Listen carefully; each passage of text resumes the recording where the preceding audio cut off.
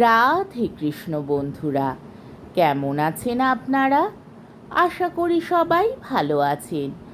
আজকে আবার একটা নতুন ভিডিও নিয়ে হাজির হয়ে গেছি। ভিডিওটি শেষ অবধি দেখার অনুরোধ রইল। আজকের গল্প তারাশঙ্কর বন্দ্যোপাধ্যায়ের অন্যতম শ্রেষ্ঠ উপন্যাস হাঁসুলিবাকের উপকথা। আজকে উপন্যাসের তৃতীয় পর্ব। নিমতেলে পানুর ভালো নাম প্রাণকৃষ্ণ। পাড়ায় দুজন প্রাণকৃষ্ণ থাকায় এই প্রাণকৃষ্ণের বাড়ির উঠানে নিম গাছটির অস্তিত্ব তার নামের আগে জুড়ে দিয়ে নিমতেলে পানু বলে ডাকা হয়।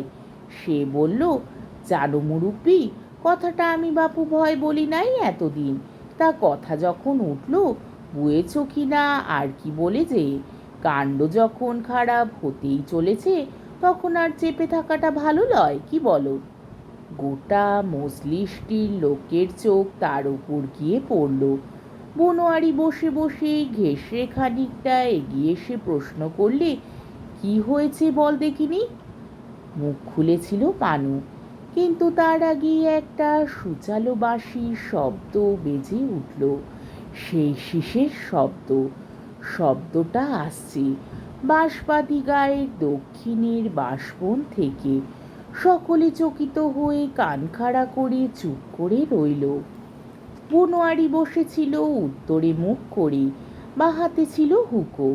সে ডান হাতটা কাঁধের উপর তুলে পিছনে তর্জনীটা হেলিয়ে ইঙ্গিতে দক্ষিণ দিকটা দেখিয়ে দিলে সকলকে।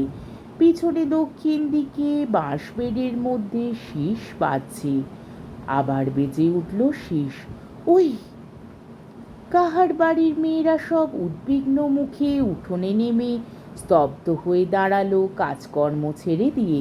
কারোর হাতে রান্নার হাতা, কেউ ছেলে ঘুম পাড়াচ্ছিল, তার কোলে ছেলে। কেউ কাকুই নিয়ে নিজের চুল আঁচড়াচ্ছিল, তার বাঁ হাতে ধরা রইল চুলের গোছা, ডান হাতে কাকুই। কেউ কেরোসিনের ডিবে জেলে ঘরের পিছনে দেওয়াল থেকে ঘুঁটে ছাড়িয়ে আনতে গিয়েছিল। সে কেরোসিনের ডিবে আর খানচারে ঘুঁটে হাতেই ছুটে এসে দাঁড়ালো 10 জনের মধ্যে। কেবল বদ্ধকালা বুড়ি সুচাঁদ কাহারণী সকলের মুখের দিকে হাঁ করে চেয়ে রইল।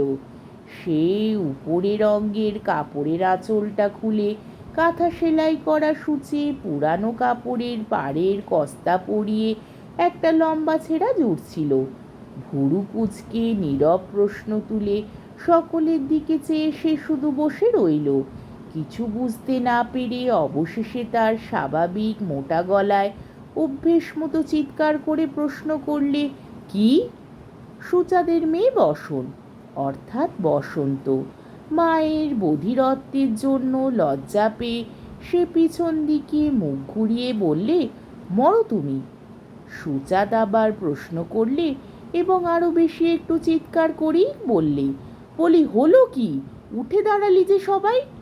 এবার নাতনি পাখি অর্থাৎ বসন্তের মেয়ে পাখি এসে তার মুখের কাছে চেঁচিয়ে বললে, শীষ! শীষ! তা ওই জাঙলের ছোড়ারা কেউ দিচ্ছে? না না, হাত নেড়ে বুঝিয়ে বল, সেই শীষ। এই মুহূর্তটিতেই আবার শীষ বেজে উঠল। পাখি দিদিমাকে ঠেলা দিয়ে বলল, ওই শোনো। কিন্তু সুচাঁদ চকিত হয়ে পাখির মুখে হাত চাপা দিয়ে মেরুদণ্ড সোজা করে বসল। শুনতে পেয়েছে সে, এবং সে উঠে দাঁড়ালো।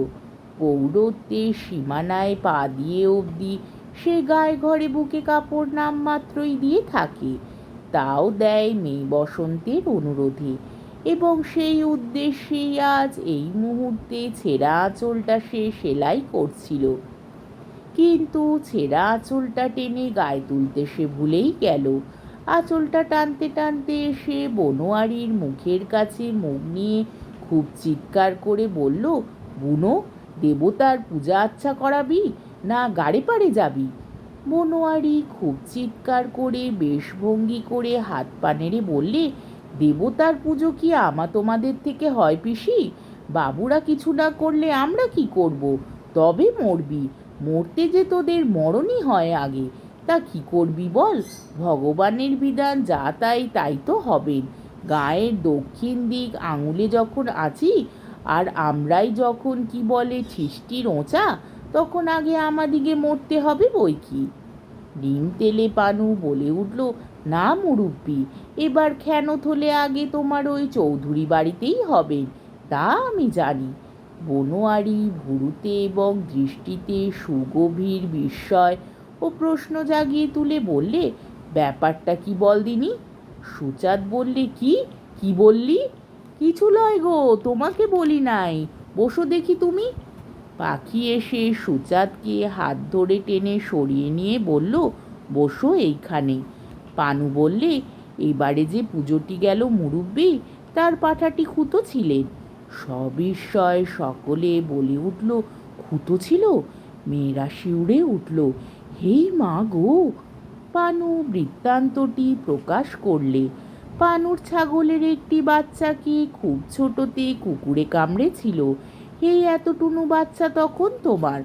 তখন এক শালার কুকুর খপ করে ধরেছিল পেছাকার পায়।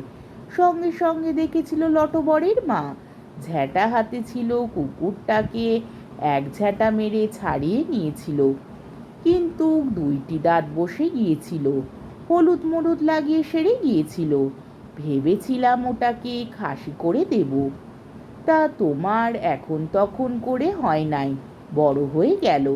তখন ভেবেছিলাম কেটে একদিন পাড়ায় ভাগা দিয়ে খেয়ে লবো।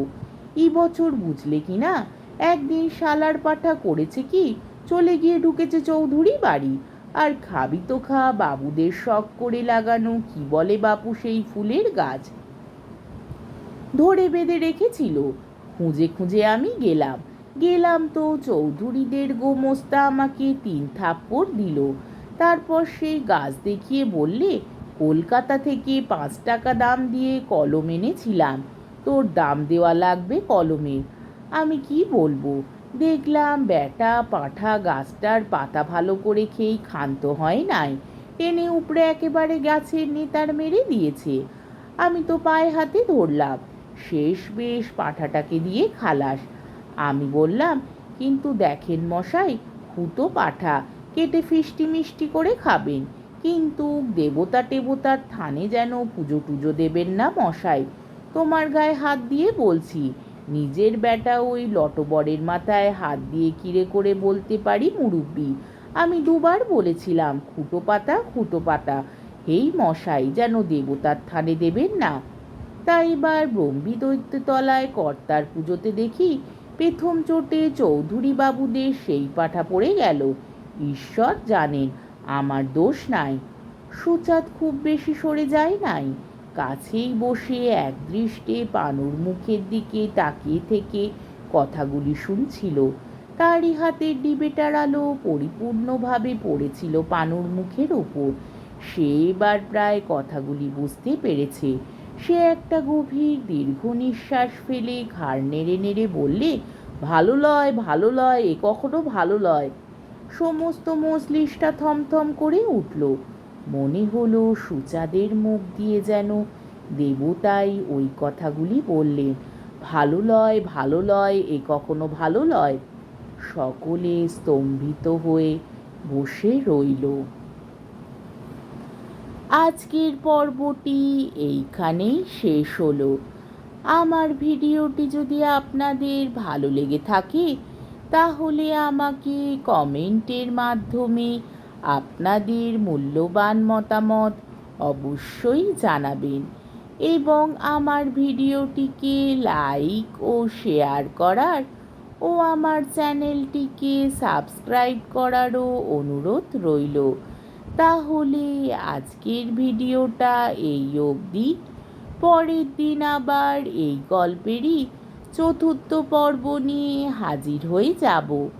ততক্ষণ পর্যন্ত আপনারা সবাই ভালো থাকবেন, সুস্থ থাকবেন, সাবধানে থাকবেন এবং আমার ভিডিওটি দেখতে থাকবেন। তাহলে আজকে আসি। রাধে কৃষ্ণ।